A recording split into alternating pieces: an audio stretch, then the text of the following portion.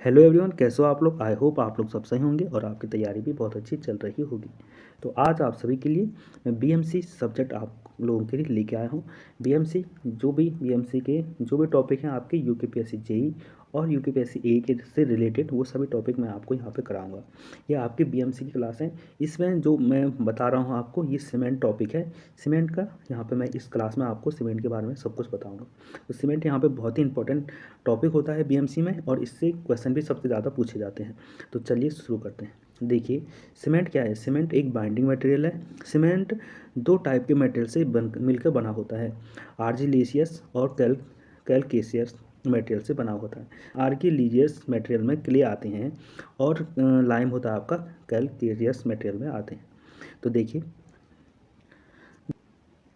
Next आता है constitutes of cement. Ingredient कौन कौन से होते हैं सीमेंट में, तो उनके बारे में आपको बताऊंगा। पहला इंग्रेडिएंट होता है आपका लाइम, होता है जो कि 62 से 65% तक होता है। दूसरा होता है आपका सिलिका, SiO2। ये होता है SiO2 17 से 25%। एल्यूमिना होता है आपका Al2O3 3 से 8%। जिप्सम होता है CaSO4, कैल्शियम सल्फेट भी कहते हैं इसको, ये होता है 3 से 4%। आयरन ऑक्साइड होता है आपका Fe2O3 3 से 4%। देखिए, उसके बाद आयरन ऑक्साइड के बाद मैग्नीशिया होता है 1 से 3%। सल्फर होता है आपका 1 से 3%। और एल्कलीज होती है आपकी, ये होती है 0.2 से 1%। तो यहाँ पे मैं आपको बता दूँ, जो भी इंग्रेडिएंट है ये इंपॉर्टेंट इंग्रेडिएंट से मिलके सीमेंट बना होता है। इसका मैं आपको बता दूँ, एक शॉर्ट ट्रिक होती है इंग्रेडिएंट और सीमेंट को जानने के लिए। तो इसमें लिख सकते हैं लासिकिम सा। देखिए, यहाँ पे मैंने लिखा ये M है ये। तो यहाँ पे एक शॉर्ट ट्रिक है आपका, लासा लीसा सिंग सिम सा। देखिए, इस टाइप से हम रट सकते हैं इसको, ला साकिम सा, ये हम कह सकते हैं इसको, या लीसा किम सा से हम लोग यहाँ पे इसको रट सकते हैं। Li का मतलब है यहाँ पे लाइम, S का मतलब है आपका सिलिका, A का मतलब है यहाँ पे एल्यूमिना, C का मतलब है आपका कैल्शियम ऑक्साइड या जिप्सम कहते हैं, I का मतलब है यहाँ पे आयरन ऑक्साइड, M का मतलब है मैग्नीशिया, S का मतलब है सल्फर, और लास्ट के A का मतलब है एल्कलीज। यहाँ पे 2 A आ रहे हैं, लास्ट के मतलब है एल्कलीज, जिसमें N2O कैल्शियम सोडियम ऑक्साइड और पोटेशियम ऑक्साइड K2O आते हैं। देखिए, तो आपको लिखना है यहाँ पे लीसा किम्सा आपको याद रखना है। और ये इंग्रेडिएंट बढ़ते हुए क्रम में, मतलब घटते हुए क्रम में, जो पहला जो ज़्यादा होता है उसको पहले मैंने लिखा है। तो आपको इस टाइप से रट सकते हैं आप लोग। यदि आपको ये शॉर्ट ट्रिक पसंद आ रही है तो आप लोग वीडियो को लाइक कर सकते हैं और कमेंट भी कर सकते हैं। यदि आपको ये पसंद आ रही है वीडियो वगैरह या कुछ आपको चाहिए तो आप लोग कमेंट कर सकते हैं। चलिए नेक्स्ट टॉपिक पे चलते हैं। इससे पहले मैंने आपको बताया कि सीमेंट के कौन कौन से कॉन्स्टिट्यूट होते हैं या इंग्रेडिएंट कौन कौन से हैं सीमेंट के, और उनके फंक्शन क्या है मैं यहाँ पे बताने वाला हूँ। Function of different constitute of cement. देखिए, यहाँ पे सबसे पहले मैंने आपको बताया लाइम होता है आपका 62 से 65%। देखिए, ये क्या करता है, सीमेंट को स्ट्रेंथ देता है और साउंडनेस का मतलब यहाँ पे वॉल्यूम चेंज है। देखिए, किसी वस्तु का या किसी मटेरियल का वॉल्यूम चेंज हो रहा है तो साउंडनेस प्रॉपर्टी दे रहे हैं। यदि नहीं कर रहा है तो उसको अनसाउंड कहते हैं। तो यहाँ पे वॉल्यूम चेंज से मतलब है। यदि एक्सेस में हो जाए लाइम तो क्या होगा। देखिए, यदि एक्सेस में लाइम हो जाए तो ये सीमेंट को अनसाउंड कर देगा और काउज करेगा ये आपका एक्सपेंड और डिसइंटीग्रेशन का काउज भी बनेगा यहाँ पे, लाइम यदि ज़्यादा हो जाए तो। यदि लाइम की मात्रा कम हो जाए सीमेंट में तो क्या होगी। देखिए, स्ट्रेंथ और ये साउंडनेस के लिए था, तो स्ट्रेंथ तो एक दो कम हो जाएगी। तो ये और ये करेगा क्विक सेट के लिए, यदि कम हो जाती है तो सीमेंट क्विक सेट हो जाएगा। तो देखिए, दूसरा इंग्रेडिएंट था यहाँ पे सिलिका की बात करूँ तो ये होता है आपका 17 से 25%। ये क्या करता है, ये स्ट्रेंथ देता है सीमेंट को। देखिए, ये क्वेश्चन आने वाले हैं आपको, तो आपको सही से थोड़ा इस पर तैयारी करनी पड़ेगी। 2-3 बार आपको ये वीडियो देख लेंगे तो आपको सारे इन प्रॉपर्टीज़, इन जो भी सीमेंट के कॉन्स्टिट्यूट हैं उनकी पता लग जाएगी। देखिए, यदि एक्सेस में हो जाए तो क्या होगा। तो यदि एक्सेस में हो जाए तो सेटिंग टाइम भी सीमेंट का बढ़ जाएगा। देखिए, यदि सिलिका एक्सेस में हो जाए तो स्ट्रेंथ तो इंक्रीज़ करेगा, क्योंकि स्ट्रेंथ कौन दे रहा है यहाँ पे, लाइम भी दे रहा था और सिलिका भी दे रहा है। तो स्ट्रेंथ बढ़ जाएगी यदि एज ज़्यादा हो जाए, पर इंक्रीज इनिशियल सेटिंग टाइम भी ये बढ़ा देगा। देखिए उसके बाद आता है एलुमिना। एलुमिना का क्या काम है? एलुमिना है तीसरा यहाँ पे कॉन्स्टिट्यूट्स। तो उसका काम यहाँ पे है, ये क्विक सेटिंग प्रॉपर्टी को इन्हेंस करता है। देखिए क्विक सेटिंग प्रॉपर्टी किसके कारण आती है? एलुमिना के कारण। देखिए यदि क्या होगा, रिड्यूस क्लिंकरिंग टेम्परेचर, जब हम सीमेंट का निर्माण करते हैं वात्य भट्टी या बोल सकते हैं आपको बॉल मिल में, तो यहाँ पे तो हमें क्लिंकरिंग टेम्परेचर, जो छोटे छोटे उसमें हम लोग सीमेंट को बनाते हैं, उसके बाद इसको क्लिंकर को हम तोड़ते हैं और बारीक पीसते हैं सीमेंट को, तो उस टेम्परेचर को ये मेंटेन करता है, रिड्यूस करता है, कम करता है। यदि एक्सेस में हो जाए तो सीमेंट को ये कमज़ोर कर देगा। नेक्स्ट कॉन्स्टिट्यूट पे चलते हैं। यहाँ पे चौथा है जिप्सम, या इसको कह सकते हैं कैल्शियम सल्फेट। देखिए ये क्या करता है, देखिए ये किस कारण है? कैल्शियम सल्फेट के कारण। इसका फॉर्मूला आपको पता ही होगा, क्या होता है? CaSO4 हाफ H2O होता है इसका फॉर्मूला। देखिए ये इंक्रीज इनिशियल सेटिंग टाइम को बढ़ाता है। तो ये क्वेश्चन अक्सर पूछा जाता है एग्जाम में कि इनिशियल सेटिंग टाइम को कौन कंट्रोल करता है? यदि जिप्सम की मात्रा ज़्यादा हो जाए तो इस इनिशियल सेटिंग टाइम पे बढ़ जाता है सीमेंट का। इसके बाद टाइप्स ऑफ सीमेंट आएगा, तो उसमें पूछता है कि OPC के लिए कितना होता है, रैपिड हार्डनिंग के लिए कितना होता है, इस टाइप से क्वेश्चन पूछे जाते हैं। पांचवा यहाँ पे आयरन ऑक्साइड। आयरन ऑक्साइड कहीं भी आएगा, चाहे मैं आपको बताऊँ सीमेंट में आए चाहे ब्रिक में आए, तो ये कलर देता है, स्ट्रेंथ भी देता है और हार्ड करता है सीमेंट को। देखिए यदि देखिए ये reddish brown colour, brown tinge देता है, यहाँ पे रेडिश ब्राउन टिंट देता है सीमेंट में, जो ब्राउन टाइप का होता है सीमेंट, इसके कारण ही होता है हल्का सा। उसके बाद आता है मैग्नीशियम। मैग्नीशियम करता है आपको स्ट्रेंथ देता है और कलर देता है सीमेंट को। और मैग्नीशिया के कारण क्या होता है? मैग्नीशिया के येलोइश टिंट, हल्का सा पीलापन सीमेंट में आता है। यदि इसकी मात्रा एक्सेस हो जाए, तो मैग्नीशिया की मात्रा कुछ ज़्यादा हो जाए, तो ये अनसाउंड कर देती है सीमेंट को। देखिए मैग्नीशिया यहाँ पे याद रख लो, मैग्नीशिया भी क्या करता है? अनसाउंड करता है, और लाइम भी अनसाउंड कर रहा था सीमेंट को। मतलब साउंडनेस प्रॉपर्टी को कौन कर रहे थे? बैलेंस, मैग्नीशिया और लाइम। उसके बाद एक यहाँ पे सल्फर भी होता है। उसके बाद आता है सल्फर।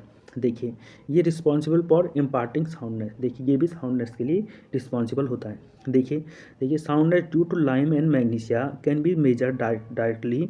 देखिए साउंडनेस हम लोग साउंडनेस जो टेस्ट होते हैं, इसके बाद आएगा सीमेंट के टेस्ट में, लाइम और मैग्नीशिया के कारण सीमेंट में जो साउंडनेस है हम उसको निकाल सकते हैं, मेजर कर सकते हैं, और इसके मेथड पे आगे हैं। बल्कि हम पे अभी कोई टेस्ट यहाँ पे हम लोग पढ़ेंगे नहीं, सल्फर से कैसे मेजर की जाएगी साउंडनेस, उसको हम पढ़ेंगे नहीं, या होगा बल्कि हमारे कोर्स में होगा नहीं, है नहीं। तो इसलिए हमें मैग्नीशिया और लाइम का पता है कि कौन से मेथड हमें यूज़ करने चाहिए, पर सल्फर के बारे में भी हमें पता नहीं है।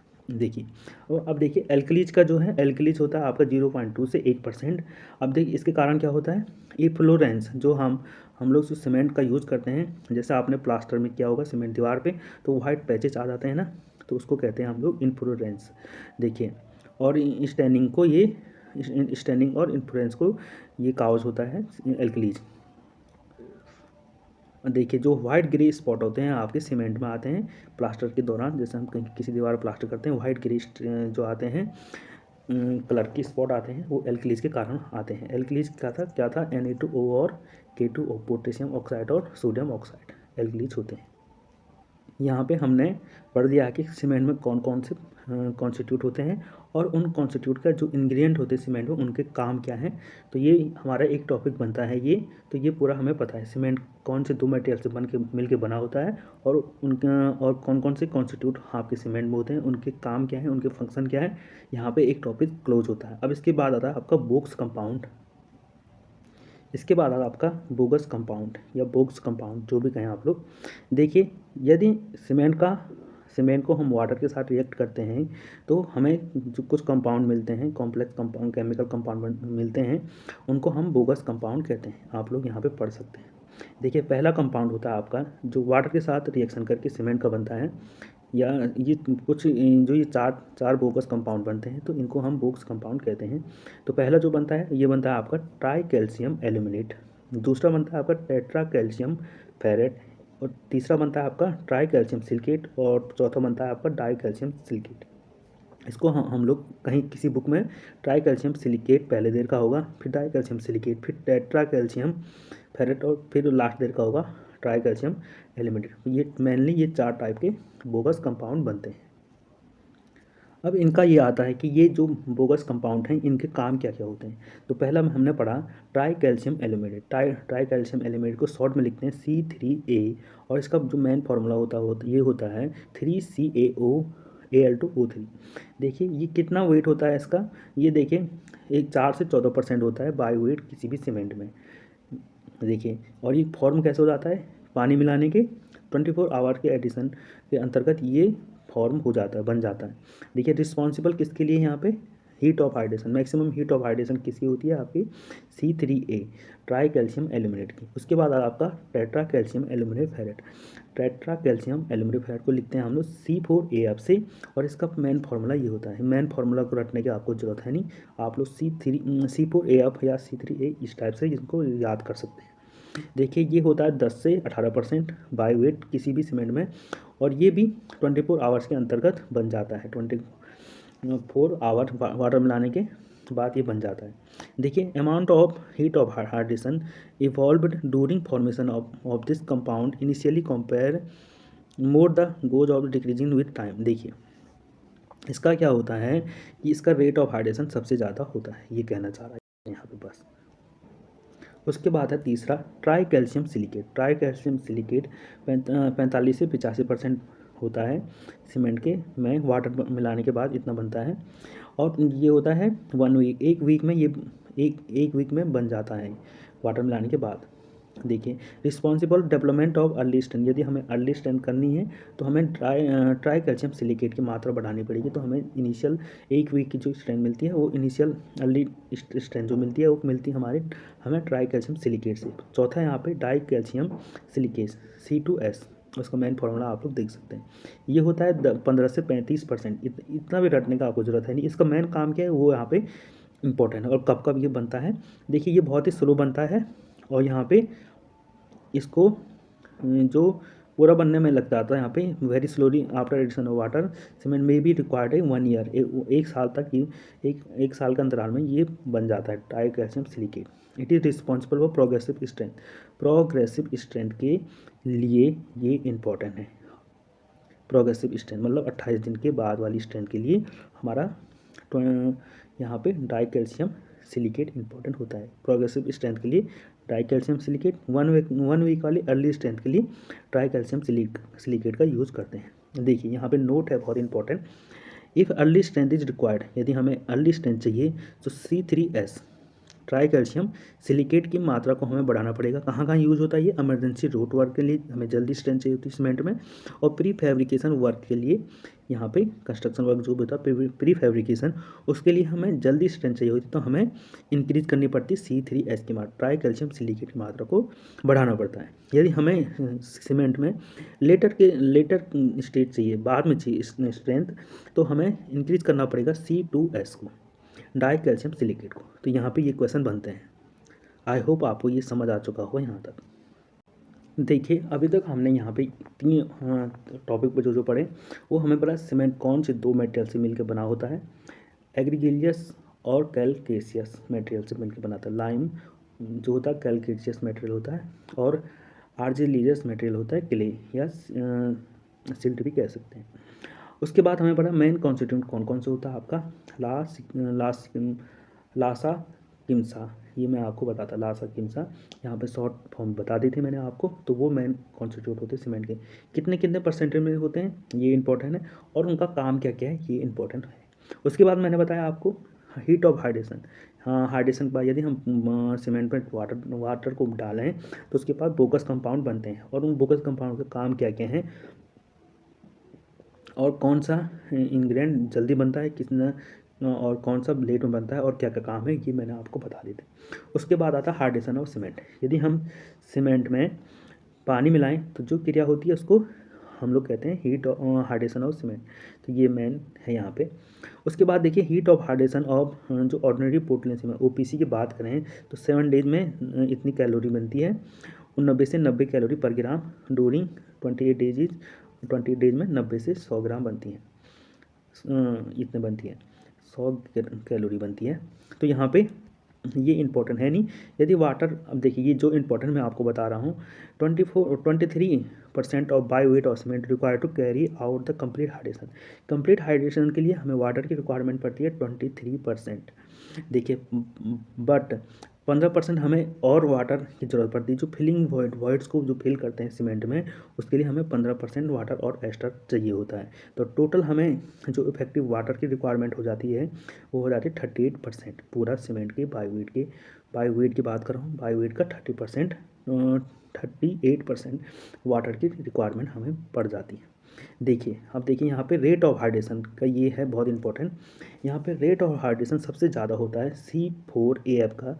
उसके बाद होता है रेट ऑफ हाइड्रेशन की बात करें, जिसका हाइड्रेशन जितना जल्दी हो रहा है उसको रेट ऑफ हाइड्रेशन कह रहे हैं। सबसे पहले हो जाएगा C4AF tetra calcium aluminate ferret का, उसके बाद ट्राई कैल्शियम एल्यूमिनेट का, उसके बाद ट्राई कैल्शियम सिलिकेट का, और लास्ट में होता है आपका डाई कैल्शियम, और उसके बाद होता है आपका डाई कैल्शियम सिलिकेट का।